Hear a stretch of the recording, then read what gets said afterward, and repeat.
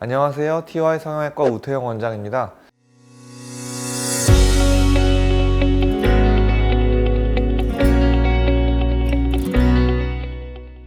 오늘은 30, 40대 여성분들을 위한 영상을 준비해 봤는데요. 30, 40대 여성분들 중에 얼굴 처짐으로 고민하는 분들 많으시죠?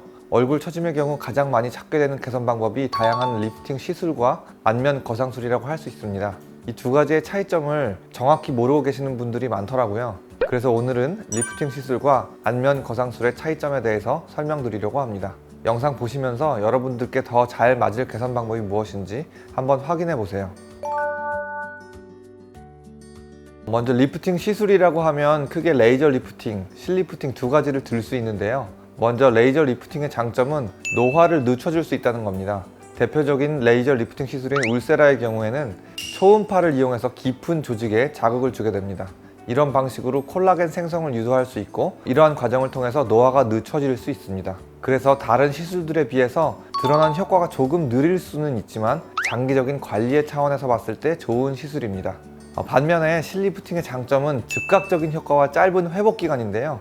돌기가 있는 실을 피부 속으로 넣어서 처진 피부를 당기는 방식으로 진행되기 때문에 시술 부위가 크지 않고 회복 기간이 빠르면서도 효과가 즉각적으로 나타납니다. 그래서 바쁜 일정을 수행해야 하는 분들과 잘 맞는 시술이기도 한데요. 다만 아무래도 실로 피부를 당기는 시술이기 때문에 안면 거상술에 비해서 당겨지는 정도에는 한계가 명확한 편이고 유지 기간도 6개월 정도로 더 짧습니다.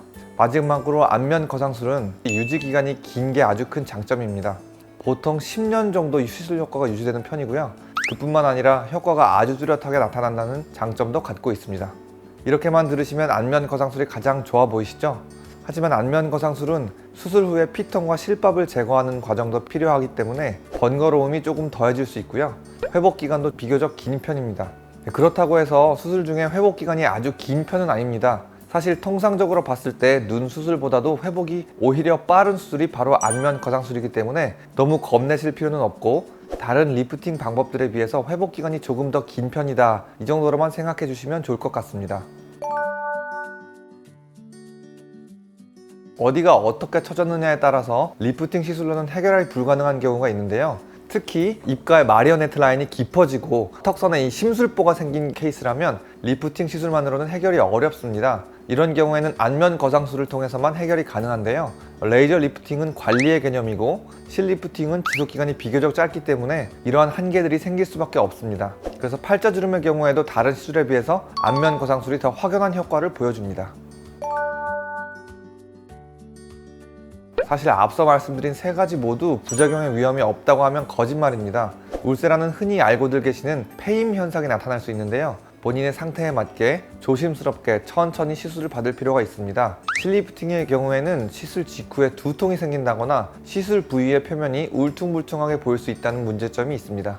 사실 이런 부작용은 대부분 짧은 시일 내에 자연스럽게 개선되는 문제들이어서 그나마 다행인 경우인데요. 간혹 실이 겉에서 만져지거나 실에 윤곽이 보이는 경우가 있습니다. 이런 경우에는 실을 제거할 수 있다면 제거해서 해결하면 되지만 대부분 실을 제거할 수 없는 경우가 많기 때문에 해결하기 어려운 경우도 있다고 할 수 있습니다. 마지막으로는 안면 거상술의 부작용이라면 가장 많이 발생하는 게 혈종입니다. 혈종이라는 것은 수술 부위 내부에 혈액 덩어리가 생기는 현상으로 이런 현상이 발생하는 것을 예방하기 위해서 수술 전에 혈압을 조절하고 아스피린을 복용하시고 계신 분이라면 복용을 중단하기도 하고 수술 후에는 머리를 높이고 누워있는 관리가 필요한데요. 이러한 예방에도 불구하고 혈종이 생긴 경우에는 수술 부위를 열고 혈종을 제거해줘야 하는 일이 발생하기도 합니다. 안면 거상술에서 비대칭이 나타나는 경우가 사실 흔하지는 않은데요. 그래도 수술 후에 비대칭이 발생했고 그 정도가 심하게 눈에 띈다면 최소 6개월의 시간을 갖고 그 이후에 한쪽만 재수술을 해서 해결할 수 있겠습니다. 상안검 수술, 하안검 수술, 또 안면 거상술은 모두 수술 부위가 다른데요. 그렇기 때문에 동시에 진행할 수가 있습니다. 하지만 두 가지 이상의 부위를 한 번에 수술할 경우에 수술 시간이 길어지게 되고 연세가 많거나 지병이 있으신 경우에는 긴 수술 시간이 몸에 무리를 줄 수 있기 때문에 수술 자체는 가능하지만 환자분의 상태를 살펴보면서 조심스럽게 시행해야 되겠습니다.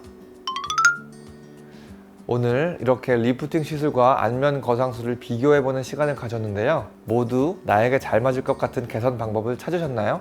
하지만 여러분이 생각하는 여러분의 상태와 실질적인 여러분의 상태는 다를 수가 있습니다. 그러니까 오늘 영상은 참고만 하시고 반드시 경험이 풍부한 전문 의료진과 상담을 통해서 수술 방법을 결정하셨으면 좋겠습니다. 오늘 제가 준비한 내용은 여기까지입니다. 시청해주셔서 감사합니다.